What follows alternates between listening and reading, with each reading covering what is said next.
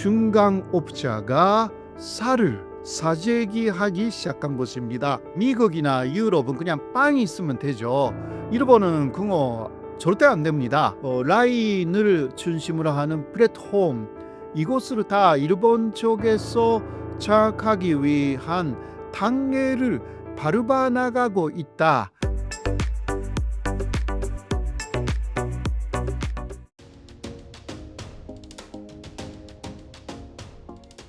여러분 안녕하십니까?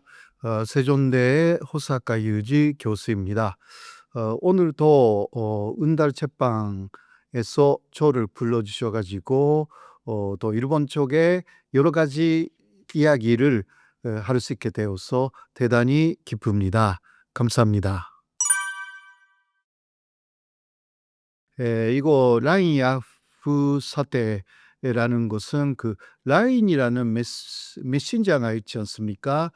이것은 그 한국의 네이버가 사실 그 개발한 메신저인데 주로 사용하는 사람들이 일본인들입니다. 1억 정도 쓰는 사람들이 있는데 그중 90% 정도가 일본인들이다라는 특징이 있는 것이 라인이죠. 라인 야프라는 회사는 라인을 기본적으로 관리하는 회사인데 이 회사 자체는 일본의 소프트뱅크하고 한국 네이버가 50% 50%씩 이게 출자해서 만든 회사입니다.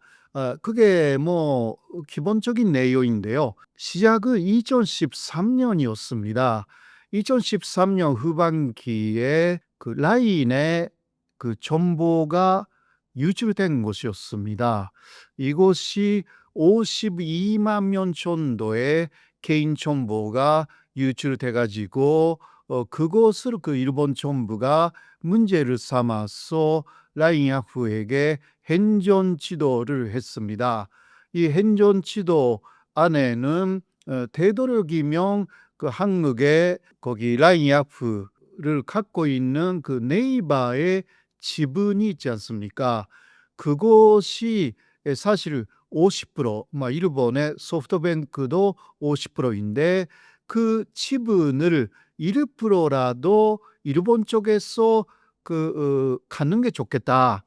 그렇게 하면 사실 그 경영권이라는 것은 완전히 일본 것이 되기 때문에 이러한 행정 지도가 사실상 있었습니다.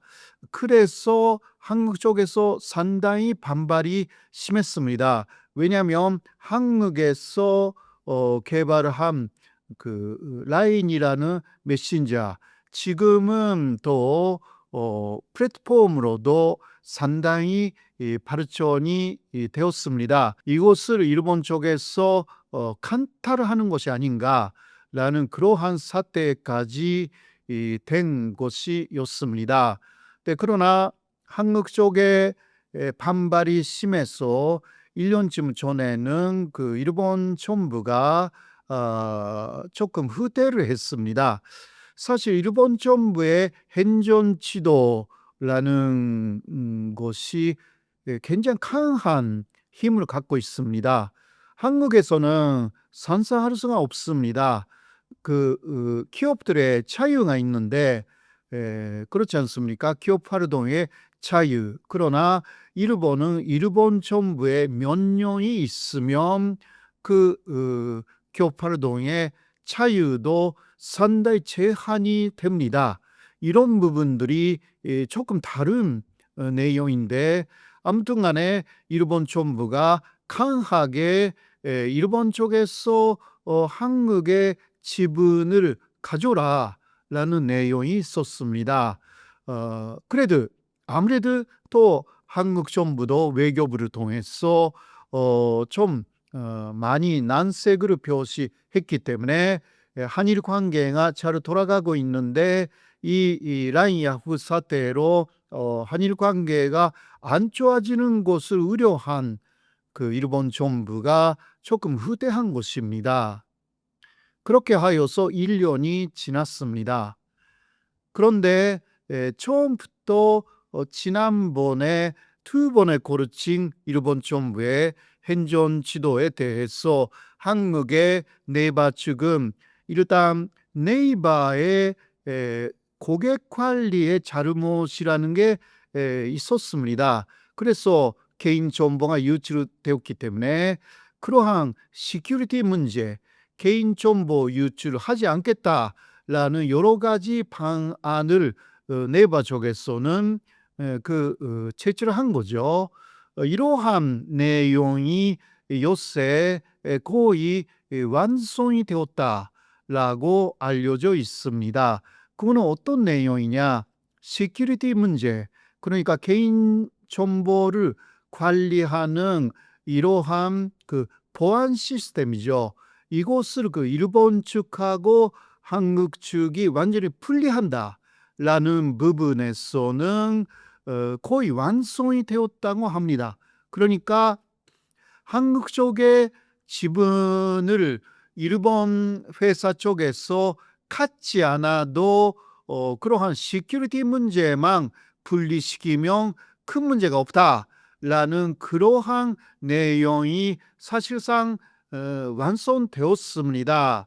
그런데 일각에서는 일본은 아직은 다 포기한 것이 아니라 지분을 갖겠다라는 생각을 지금도 버리지 않고 있다라는 이야기가 많이 나오기는 합니다.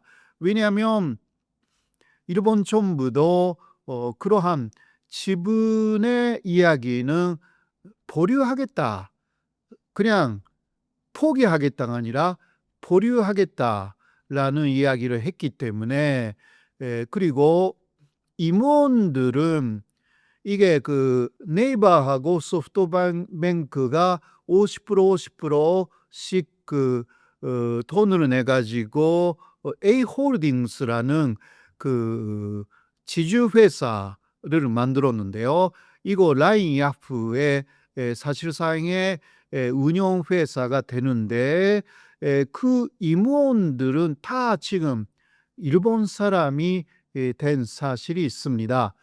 기술진의 임원으로서는 한국 사람이 지금도 두 사람 정도 들어가 있어서 이 사람들이 빠지면 오히려 기술적으로 일본이 어려워진다고 합니다.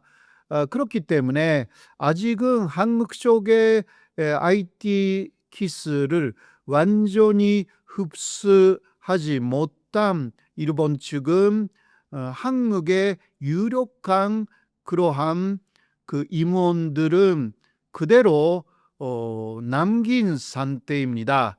그러나 또 2, 3년 정도 후에는 한국 쪽의 기술을 다 일본 쪽에도 흡수해가지고 그러한 기술진 안에 있는, 그러니까 기술진의 임원이라는 것도 있어요. 회사 경영의 임원이 아니라 기술진의 임원, 이러한 두 사람의 유력한 한국 사람도 완전히 그만두게 할 수도 있습니다. 일본이 이제 기술을 다 흡수했다, 이런 식으로 생각하면 그렇다라는 것입니다. 그래서 지금 사실상 라인 야후 회사가 라인이라는 메신저, 그리고 라인을 중심으로 하는 플랫폼, 이것을 다 일본 쪽에서 장악하기 위한 단계를 밟아 나가고 있다, 그런 식으로 이해할 수가 있는 부분입니다. 이것을 또 한국의 네이버 측에서는 어떻게 생각하고 있는지라는 부분은 그렇게 많이 보도가 되어 있지는 않습니다. 그리고 일본 측에서는요, 일본 정부 안에서 사실 그것을 주도한 사람들을 한국 네이버에서 라인이라는 플랫폼, 그리고 메신저를 완전히 일본 것으로 해라라고 움직였던 그러한 그 인사들이 있지 않습니까? 그 인사는 사실상 일본의 자민당의 경제 안보의 책임자였는데 그 아마리 아키라라고 했습니다.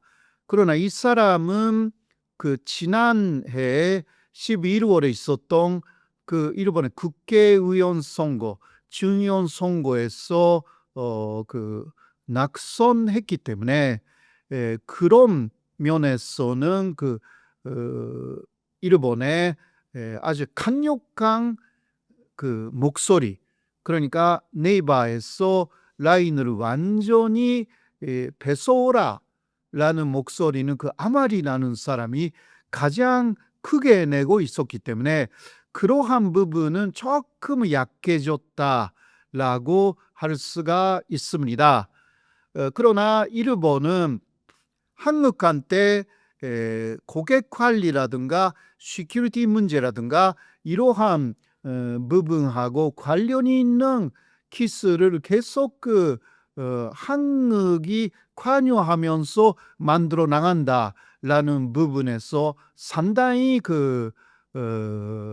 그것을 안 좋게 보고 있는 시선이 있어서 앞으로는 완전히 라인에 대한 기술적인 부분도 일본이 장악하겠다, 그러한 계획을 갖고 있는 것으로 이해가 됩니다.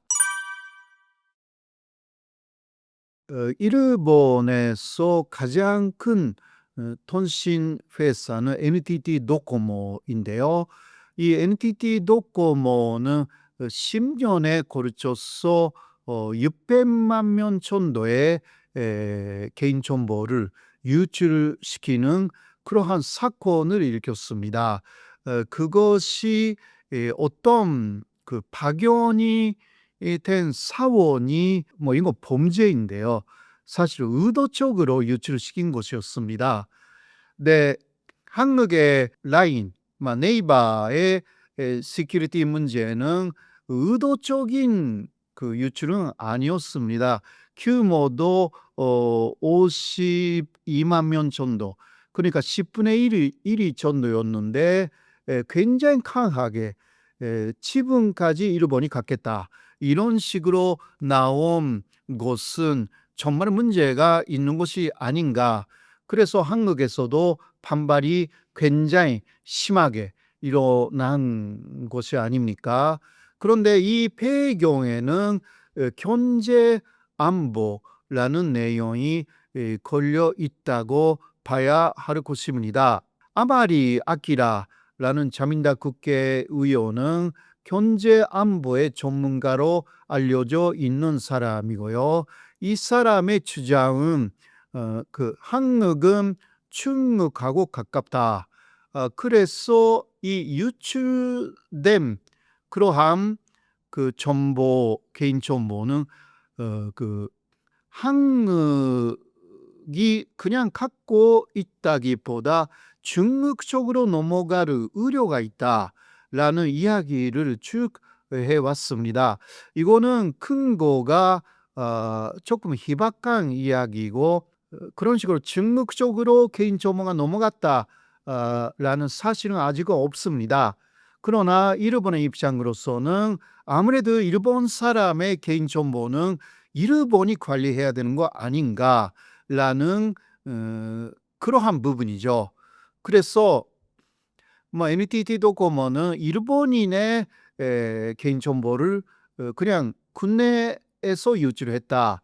그러나 한국의 경우 라인 야후, 라인은 일본인의 정보를 한국 쪽에서도 관리하고 있었기 때문에 이것으로 아주 큰 문제로 그러니까 이것은 비즈니스의 문제가 아니라 좀 개인정보 유출이 특히 사회주의 국가 중국으로 넘어갈 우려가 있다라는 부분에서 사건을 아주 크게 키운 것이다 라고 할 수가 있습니다. 미국 쪽에서 당시 틱톡, 대해서 이거는 바이든 정권이었지만 틱톡라는 것을 쓰면 안 된다라든가 그 경영권을 미국이 다 갖겠다라고 한 거하고 상당히 비슷한 맥락이다라고 할 수가 있습니다. 틱톡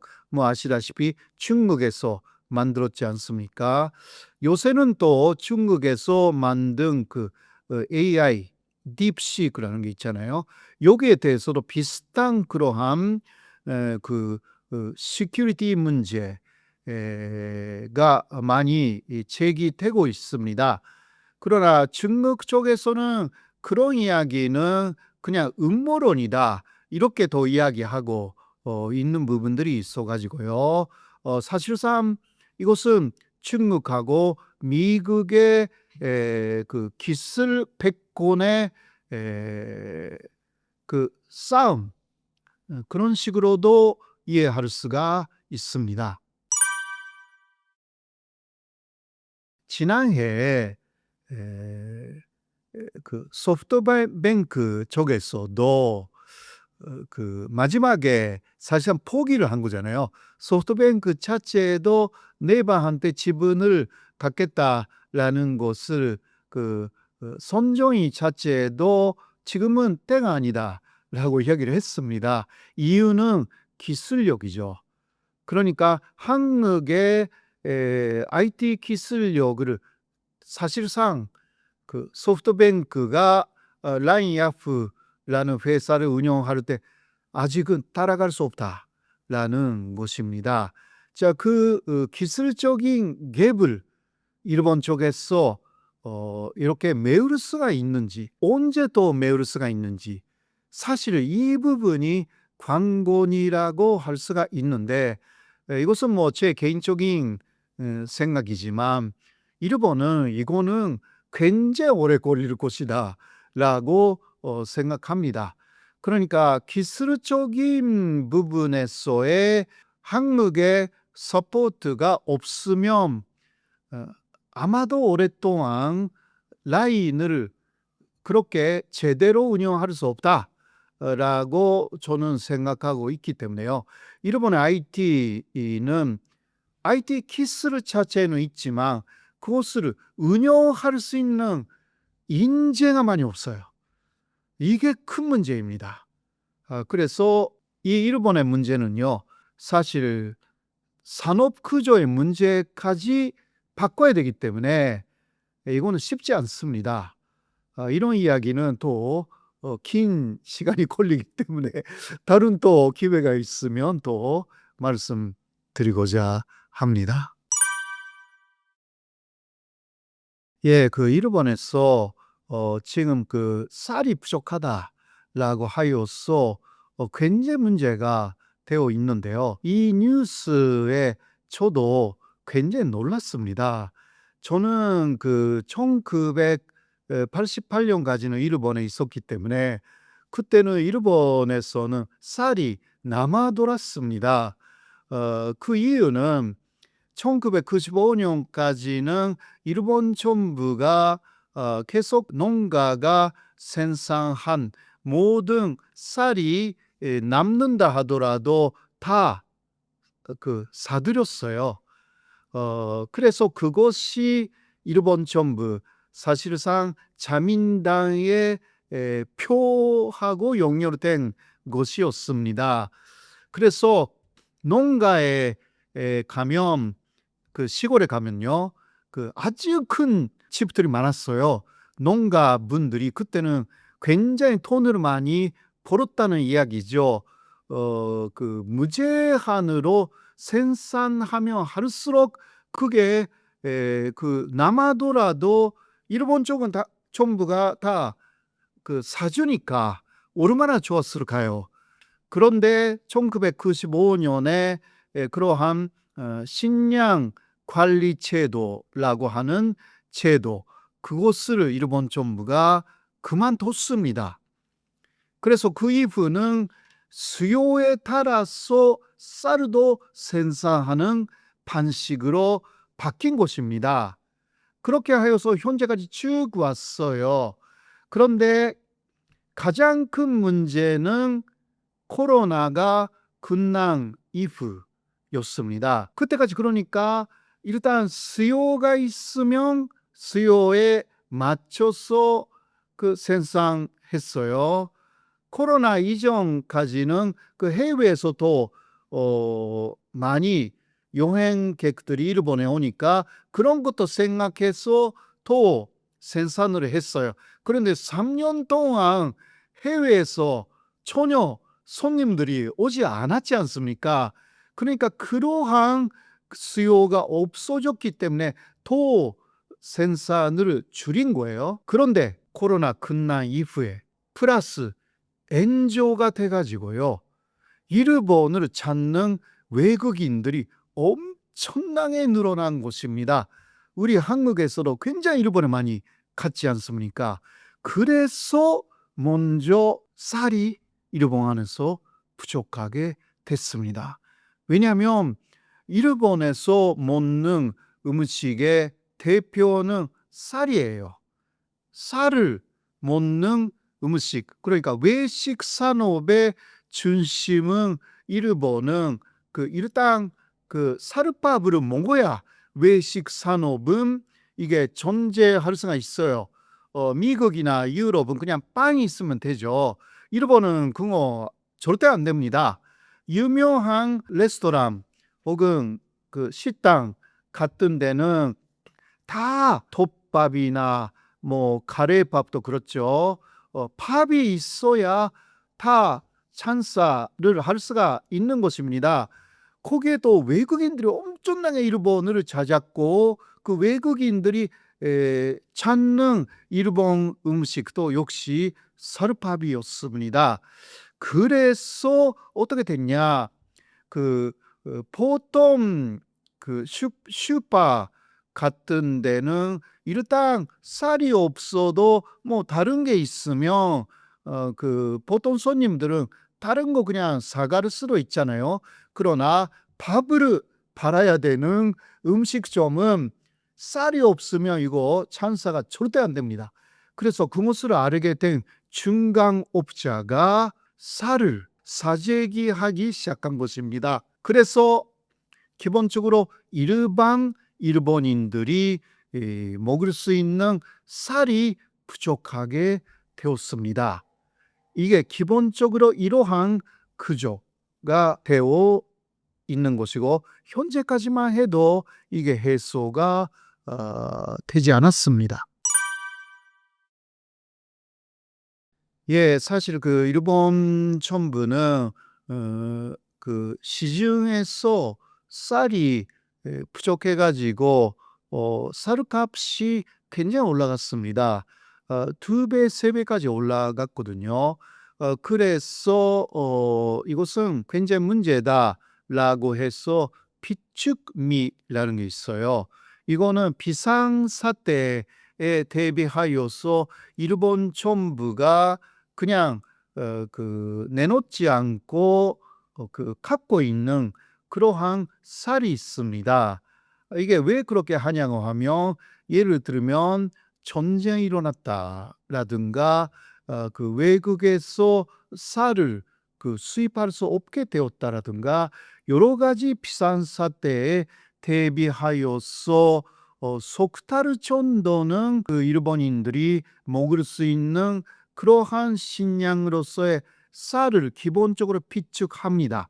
이거 옛날부터 해온 것인데 비축미라는 것을 조금씩 내놓기 시작한 것입니다.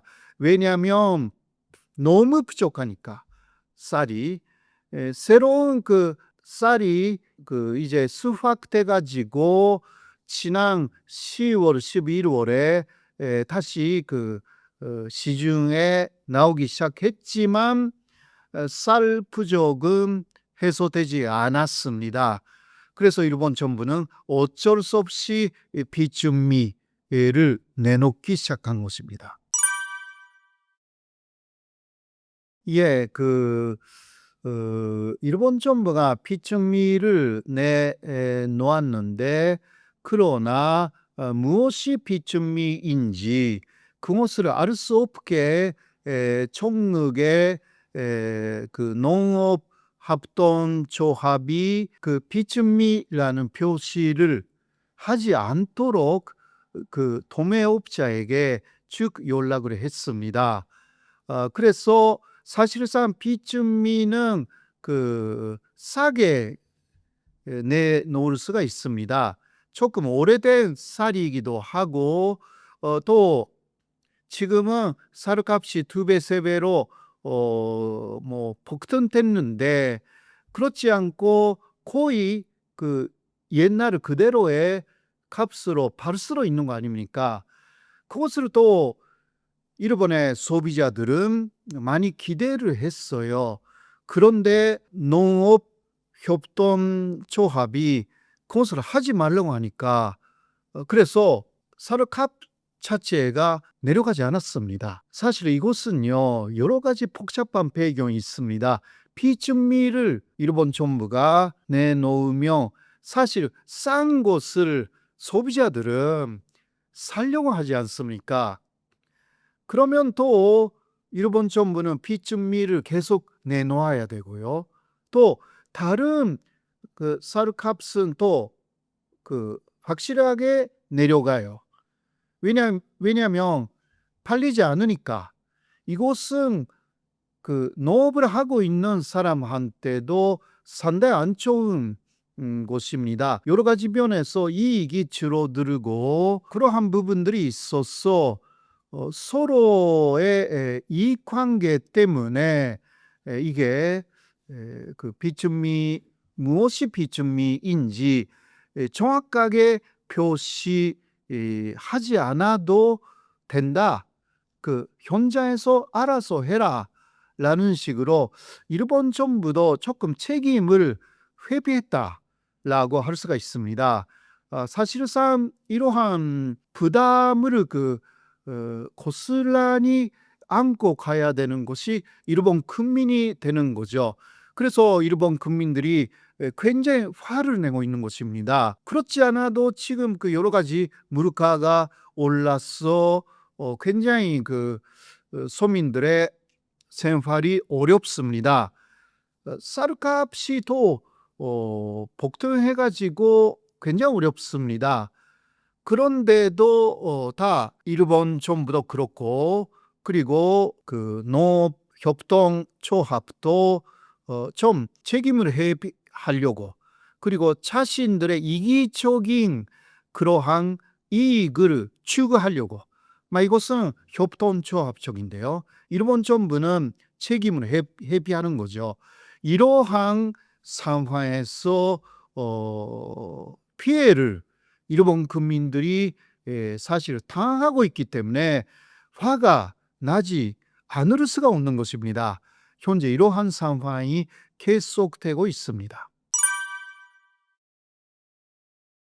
예, 일본에서는 스키야라든가 뭐 요시노야 기타 여러 가지 그 체인점으로 그 톱밥을 중심으로 파는 데가 많습니다. 뭐 톱밥뿐만이 아니라 일단 그 사르밥을 제공해야 되는 그 전식이라든가 일본에서는 그것을 좀 그 아주 서민적인 가격으로 먹을 수가 있는 그런 데가 굉장히 많습니다. 그런데 그러한 서민적인 가격이 이제 사라지고 있는 것입니다. 스키야는 그 지난해부터 뭐 3번이나 가격을 전체적으로 인상했고요. 다른 업체도 마찬가지인 것입니다. 이것은 그 일본 사람들의 월급이 조금 올라가기는 했지만 물가가 올라가는 그 속도를 따라가지 못합니다. 그래서 그런 면에서는 실질적인 일본인들의 임금은 지금도 마이너스 성장인 것입니다. 절대적인 X는 조금 올라갔지만 물가가 더 올라갔기 때문에 이게 전체적으로 볼 때 일본 사람들의 월급이 또 내려간 거하고 마찬가지인 것입니다. 그래서 어떻게 되냐고 하면 이러한 상황이면 일본인들은 또 외식을 하지 않게 되죠. 계속. 그렇게 되면 외식 사업이 더 어려워지고요. 이게 경제가 더 어려워지고, 그러면 어쩔 수 없이 외식업체도 또 가격을 일부러 낮추죠. 그러한 현상이 일어납니다. 가격을 낮추지만 그래도 재료비는 그대로 있기 때문에 어떻게 하냐? 내용이 안 좋아집니다. 지금까지 어떤 톱밥, 예를 들면 소고기 톱밥이라든가 유명하잖아요. 그거 먹고 있었는데, 그런데 가격은 조금 올라가고 또 안 되니까 원래 가격으로 돌렸다. 그런데 내용을 보면 소고기의 양이 굉장히 줄어들었다라든가 그렇게 되는 것입니다. 그러면 또 손님들이 이거 안 되겠네 라고 해서 가게를 찾지 않게 됩니다. 이렇게 하여서 가게의 매산 자체가 줄어들고 서민들은 또 돈을 안 쓰게 되고, 이게 계속 안 좋은 경제의 데프레이션이라고 하죠. 물가는 낮아지는데 계속 경기는 나빠진다라는 그러한 상황. 일본은 이것 때문에 몇십 년 동안 굉장히 어려웠는데요. 다시 새로운 디프레이션에 빠질 우려가 오는 게 아닙니다. 그리고 여러 가지 제품의 질이 너무너무 안 좋게 될 가능성이 있습니다. 일본은 좋은 제품을 싸게 만드는 나라였어요. 그러나 그 신화가 지금 고익해졌습니다. 일본의 유명한 전기 제품이라든가 사명, 옛날에는 싸고 오래 쓸 수 있었잖아요. 요새는 아니에요. 비싸고 석 달 정도 쓰면 고장 납니다. 이러한 전자제품도 유명한 브랜드에서 엄청나게 나오기 시작했습니다. 외식 산업도 마찬가지가 돼가지고 이게 일본 경제에 아주 안 좋은 영향을 줄 우려가 점점 커지고 있습니다.